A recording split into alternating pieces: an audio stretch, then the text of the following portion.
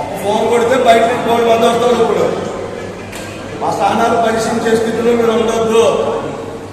ఆ ఫంక్షన్ హాల్లో మన పరిచారకులు, మన పిల్లలు, నేను చిన్నప్పటి నుంచి పెంచినటువంటి అనాథ బిడ్డలు, వాళ్ళు చిన్నప్పటి నుంచి పెంచిన వాళ్ళు కెమెరామ్యాన్స్గా, ఎడిటర్స్గా, వీడియోలు తీసే పిల్లలుగా, పరిచారకులుగా నాకు అండగా ఉంటున్నారు.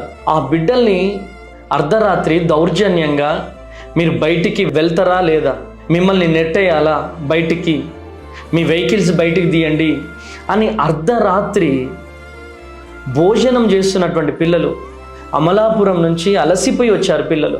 అలసిపోయి కొంతమంది పడుకున్నారు, కొంతమంది భోజనం చేస్తున్నారు.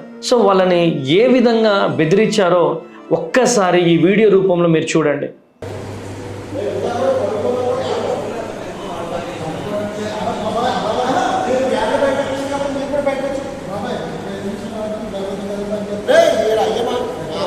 మాటలన్నీ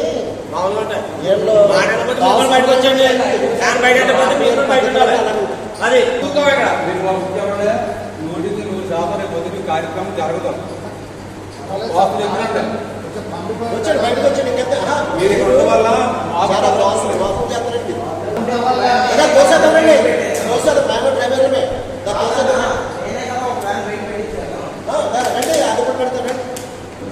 ఒక ఫోన్ కొడితే బయట కోడి మంది వస్తారు. ఇప్పుడు మా స్థానాలు పరిశీలించే స్థితిలో మీరు ఉండొద్దు.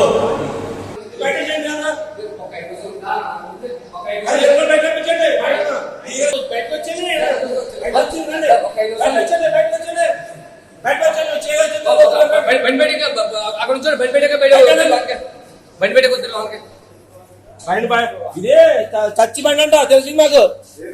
అదే చచ్చి బండి అన్నది, చచ్చి బండి తలాగేసాడా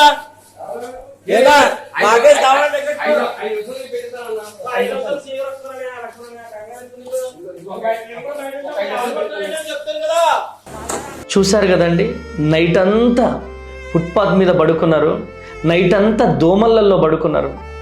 ఆ పసి హృదయాలండి, ఎవరైతే బయటికి దౌర్జన్యంగా ఎల్లగొట్టారో వీళ్ళకి పిల్లలు లేరా అండి? ఒక్కసారి ఆలోచించండి, వీళ్ళకి పిల్లలు లేరా?